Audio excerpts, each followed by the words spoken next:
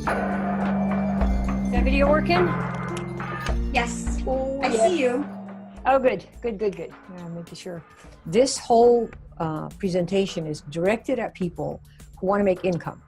So if you're looking, and of course the rest of you can come and just be entertained, but if you're really just interested in, say, getting enough customers so you get your product free, you don't need to do the inner circle type program or need to do really much of anything. Just learn what people do who do end up getting hundreds and hundreds of paying customers, you know, because in the end, every business has one purpose: to get customers, paying customers. And if you don't have paying customers, you have no business.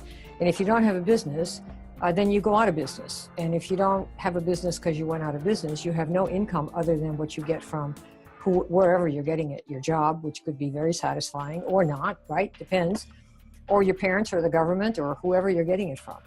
So this whole idea of network marketing, of course, is designed for people who are just starting out, so don't have products of their own yet. And there's another, you know, somebody else makes the products that they market or make or get sourced, whatever it is. And then you try to find customers and recruits to help use the product, you know, spread the word around, and recruits, of course, to help find more recruits and more customers. So that's really what the model is that we're all involved in. And in the end, if you've got something useful to offer that people will pay for, you'll be able to get paying customers if you know how to do it. All right. So this focus of this class really is how to make network marketing great again. So let's make network marketing great again. And of course, you will know where I got that from the President of the United States. That was his mantra. And I think it's a perfectly good mantra for us. And so I've adopted it for our industry and for what I do. To achieve greatness, to me, we have to dispel 4 myths. I'm going to warn you right now that you will all have heard these myths as truths in your companies and from your upline. And that's, you know, how it is. I happen to believe what I'm going to tell you right now based on my years of experience and based on seeing that 95% of the people or more quit. And if the industry were so great, then why does almost everybody quit, right? Let's dispel these 4 myths. Myth number 1. All right, so hang on to your hats because this is going to be a surprise to some of you who don't know this about the work I do. Duplication. Okay, you've all heard that word. Normally, what do we hear? There's an industry guru that you all know. He's an old friend of mine. We've been friends for 27 years. And he says it's something that every single person in your organization can also do every day. And this is the premise. Or it doesn't matter what works, he says, it only matters what duplicates, okay? So this is the current situation. This is kind of what our industry repeats and tells, and, you know, he's just mouthing the words that represent the beliefs that a lot of people have, that just about everybody has. I'm sure you've all seen that, right? You've all seen that before? All right, good. So they'll say things like, oh, no, don't do that. It's not duplicatable. Sometimes they'll say it's not duplicable, but we'll use the common word. It's not duplicatable. You got it? Now, where does this come from? See, I've never believed this. I never would believe it, never will believe it. I can't imagine. I'd have to be deranged to believe it. But let me tell you where this comes from. Our industry has told people anyone can do this. Why do they say that? Why do you suppose they say that? Well, of course, to bring people in. What else, right? They sure don't do that at Harvard.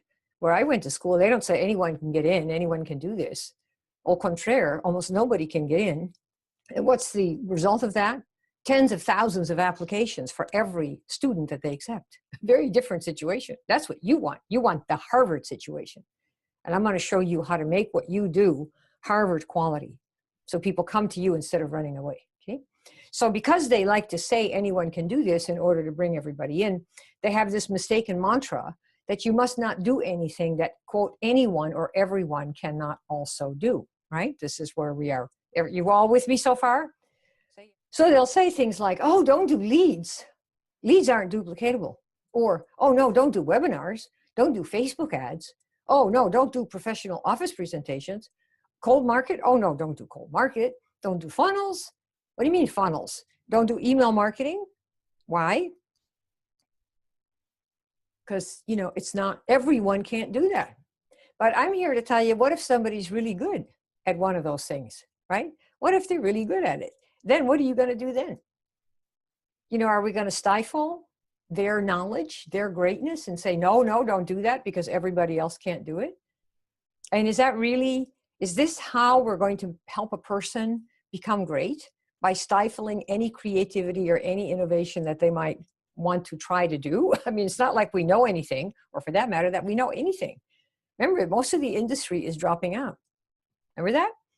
But somebody says they don't want to do what they're told to duplicate. See if there's anybody here like this. One lady wrote on my Facebook wall yesterday, much of what I'm supposed to do or duplicate gives me hives.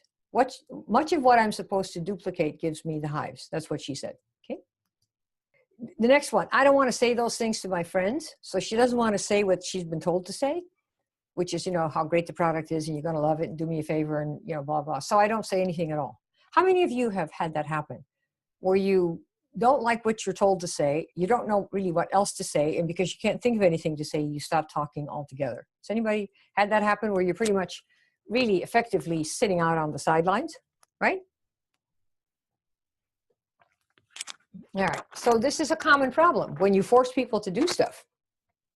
So if you stop talking to people because you don't know what to say or you don't like what they tell you to say, I mean, this is the situation, right? And like I said, is this any way to help you become a great marketer in this industry? Just ask yourself, right? Is this what we should be doing? Now about those top producers. Again, think duplication, huh? Remember, that's the mantra. Mistaken, but that's what they're peddling right now. So the top producers, you get those people. And we say, okay, so what if we find out that our top producer has 10 years experience as a producer in, say, I don't know, 5 other network marketing companies, which is very common. Most of the people in front of the room that are making the big money, particularly fast, as in, say, 90 days, 6 months, within a year, $10, $20, $30,000 a month. Let's say you find this out. And of course, this is not what you hear at the beginning, but they have 10 years experience as a producer in other network marketing companies. Is that experience, would you say, duplicatable by quote unquote anyone? Is it? Yes or no? What do you say? Yes? Sure. Anybody can do that, especially in 90 days, right? So now let me ask you, why do you suppose that this high value background experience is almost always concealed?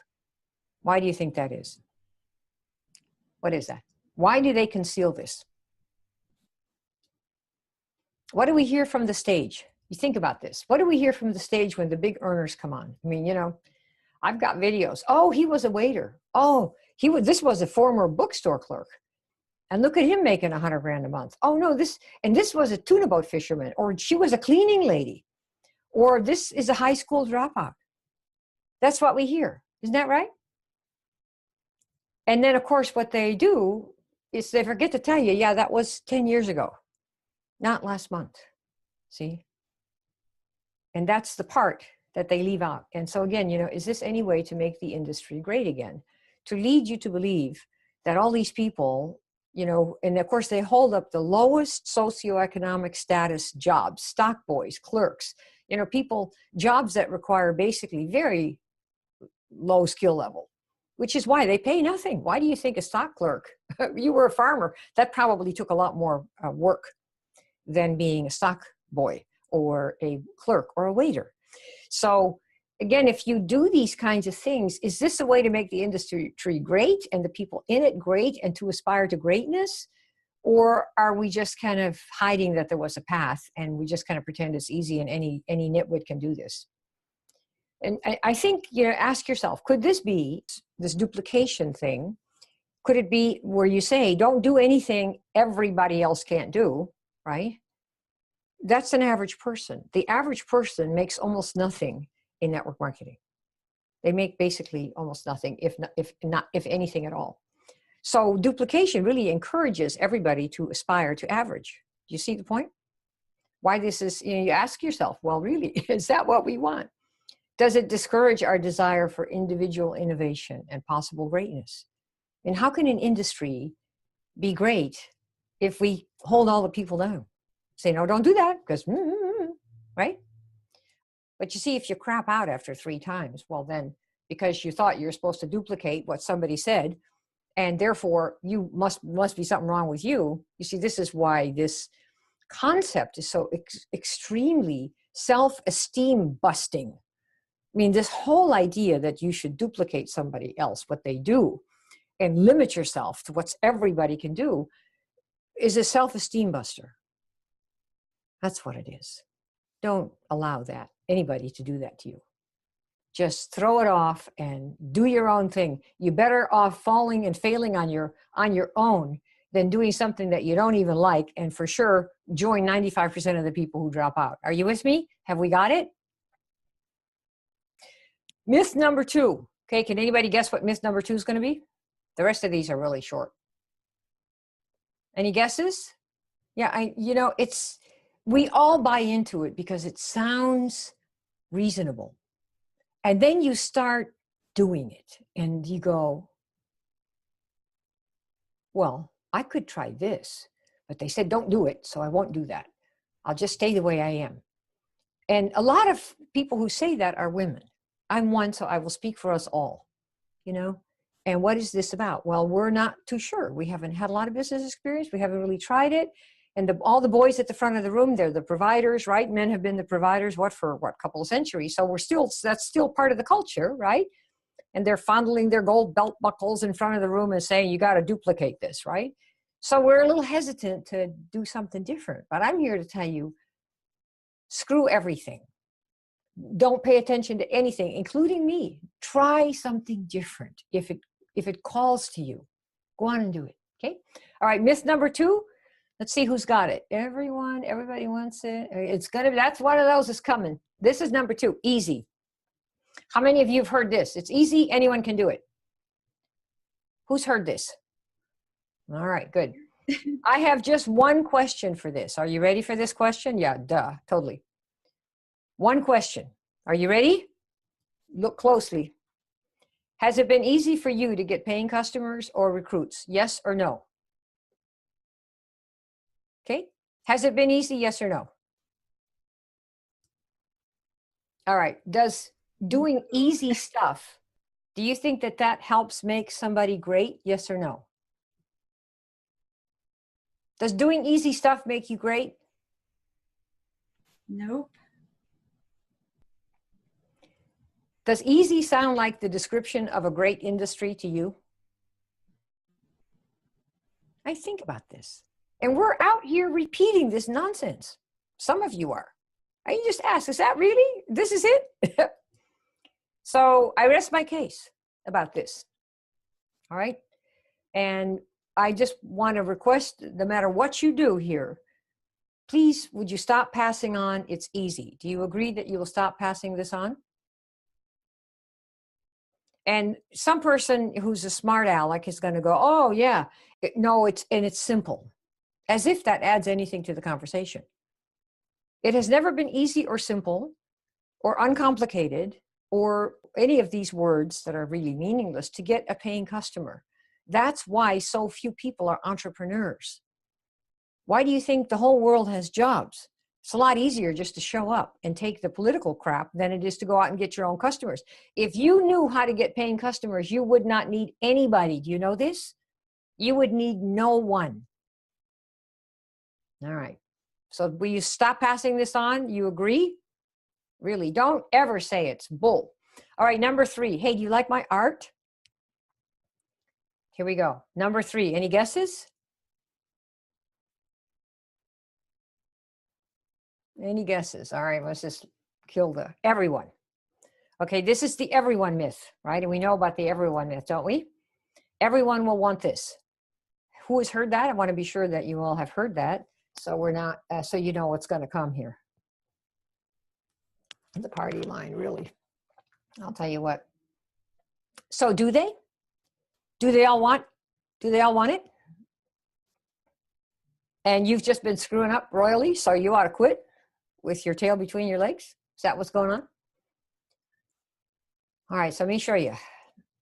How many of you think, or have been made to think over the years that this must be you, that it's your fault because everyone wants this, the upline said that, and you're not getting any customers, so it must be you. How many people have decided, yes, it was you? So you're the loser. You're the dum-dum. Well, what else? They let you know. You don't believe, you're not talking to enough people, you really, you're just not committed.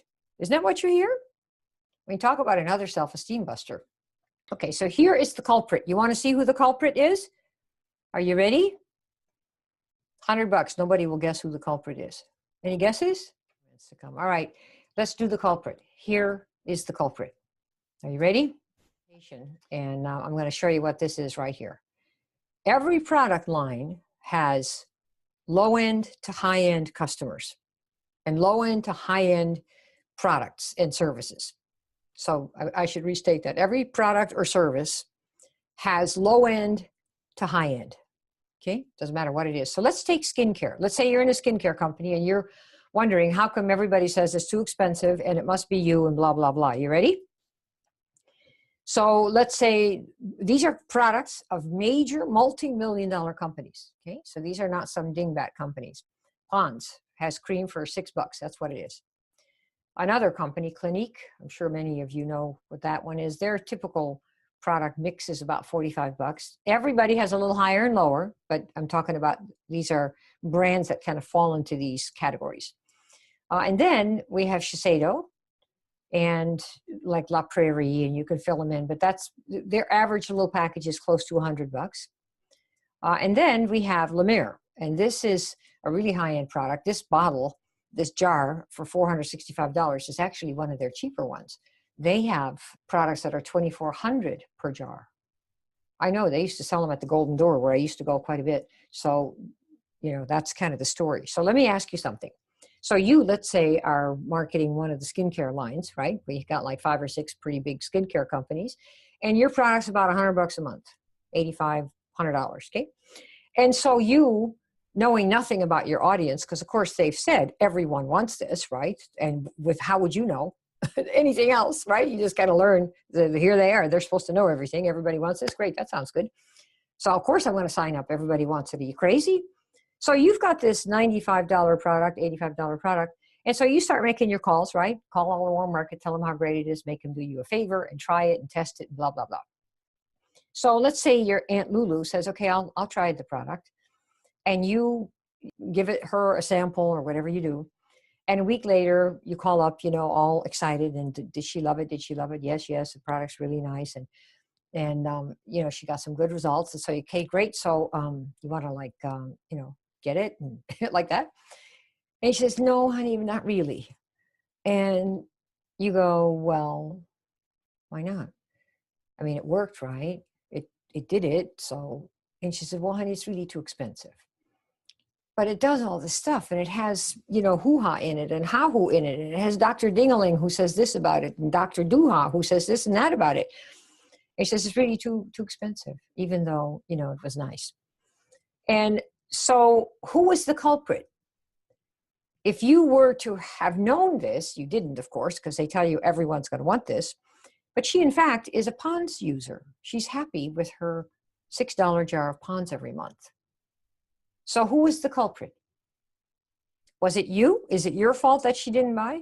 Yes or no? Right? No? Nope. Anybody else? Who's the culprit? It's the user. It's the darn user that's the culprit, right? Because they have different values. So what you do is you find people who have the values that your product has already and go calling for them, ring on their bells and their doors, you see, rather than trying to change people's values, because that often causes wars, not only in countries, but also people who have no place to go for Christmas dinner because they insist everybody needs this and they forget to step back. See, inside your company, we have cultures, and some people would call them cults. And every network marketing company thinks theirs is the best. Every network marketing company thinks that, and there are thousands of companies, by the way, and they all think that everybody needs theirs. They all think that. And therefore, in the meetings, in the events, the conventions, that's all that's pushed. Well, and you want to think your product is the best for you. However, once you're outside of that culture, and you're in the real world where, say, skincare people know about these options and many more There are hundreds of skincare lines. Good grief. Then you can't come up with this hooty-tooty attitude that yours is the best and therefore everything they're doing must be low end. Do you see what I mean? So you step back out of your culture and you go to the rest of the world and find out, okay, where are the people who are who are already buying something like this? Do you see what I mean? Have I sold you? Yes or no? Say yes, we'll finish this. Everyone needs this, true or false? Well, you may believe it, but if you go out and say it into the world of people who believe they need something else, you will just end up really alienating yourself because you come across like a cult person. Remember, all products have their customers. High end, mid end, and obviously lower end. All of them have their customers. So you need to find who are your right ones, rather than Lemire doesn't go around trying to get Ponce people and say, well, you need this. Of course they feel that, but they don't do that because that's not their market. The market would never consider it, right? Myth number 4, and this is the last one. Anybody can guess the last one? All right, I'll tell you what here is share. Oh, okay, so that's this one. Let me tell you about this. People say all the time, I can't close. I can talk to people all day, but I can't close them. How many of you have felt that? Right? I can't close. I can talk to people all day, but I can't close them. Yes or no? Let me get some yeses or nos. Have you had that? All right, because they'll say, I can talk all day, but I can't close. Okay, so let me explain what's going on. This is why this is really not your fault. And I don't mean that. Some things are your fault, but this is not one of them. And here's why. We deny, the industry, I don't, but the industry denies that it's in sales and marketing. Have you ever heard that? What do they say? Oh, no, we don't sell, we share. So what's the deal? So you think, well, okay, it's like recommending a restaurant. You just talk to people. I mean, you're just sharing. That's all you're doing. That's constant. It's what they have. Have you heard this? Oh, it's like recommending a restaurant. You just talk to people. That's all you do. You're just sharing. Just share. Who has heard that? And this is rampant. No company is exempt that I know of, right? So what happens is when you go, it's like recommending a restaurant. You're just sharing and doing all this stuff. When you do recommending a restaurant, do you ever close anybody doing that? When you just talk to people, do you close them? When you share something like an ice cream, do you close them? Is this what we do? So of course, how in the world is anyone going to learn how to close, which is give me your credit card number and I'll get the thing for you, when none of these things that they say our business is doing involves any closing, right? You tell them the restaurant and they go or they don't go. That's it. You just share like an ice cream. Well, that's it. Whoever talks about getting out the credit card, except when somebody, takes advantage of you and doesn't pay, right? So the deal is, if we're not in getting paying customers, which means we're not in sales and marketing, the whole business is called network marketing, right? But of course, they want to say, remember, easy, anyone can do it. So, and everybody can do it. And since people don't like sales and don't like to think that they're salespeople or marketing people because they have this bad impression of it, we'll just pretend we don't do it. But then when you don't come home with paying customers, we'll say, well, how come you didn't sign anybody up? Well, right? I mean, if all you think you're doing is recommending a restaurant, what book do you need to read to learn how to recommend a restaurant? Why do you need to go to an annual recruiting training in Las Vegas to learn if all you're doing is recommending a restaurant? Why do you have to have any training to learn to recommend a restaurant, right? Or to share ice cream, or to just talk to people? There's nothing to learn. We already know all this stuff. So you see, by denying that there's any skill involved in this industry, they don't teach any.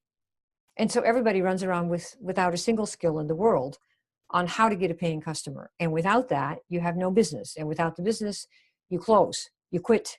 And that means you're stuck with the income that you've got with your job or what the government or whatever else you're doing, okay? This is why it's really doing a disservice, okay? So how are you going to learn to close and get paying customers when they tell you you're not in sales? Yeah, they don't pay, that's right. And the other thing, and this is, again, particularly a girl thing, if you're pretending that you're sharing, it makes it really stressful.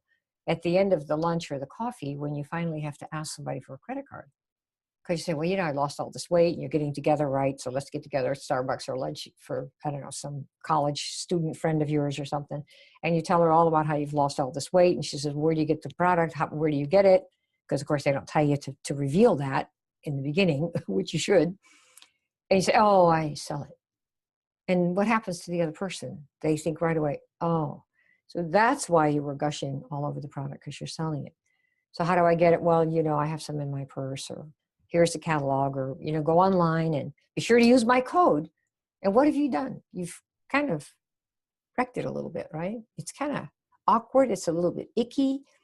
Whereas if you had started the lunch in the first place and say, hey, you know what? I'll buy you lunch. Let me tell you why I want to buy lunch. Number one, I want to see you. But number two, I want to pay for it because I've gotten myself in this cool little business and we're marketing these products, this weight loss thing that has, lost me 100 pounds or 20 pounds or 30 pounds. And I want to tell you all about it. And that's the reason I'm willing to pay. Would you listen to me and let me do my spiel and I'll buy you lunch and we can talk about everything else? How would that be? Would you feel offended and go, oh my God, I'm not going to lunch with you, you beast? You go with me, you're damn right. Every one of you would come.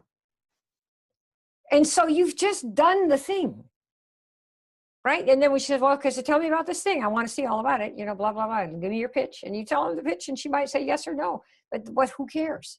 You see, there's no more awkwardness because you've been up front. You need to learn how to do this.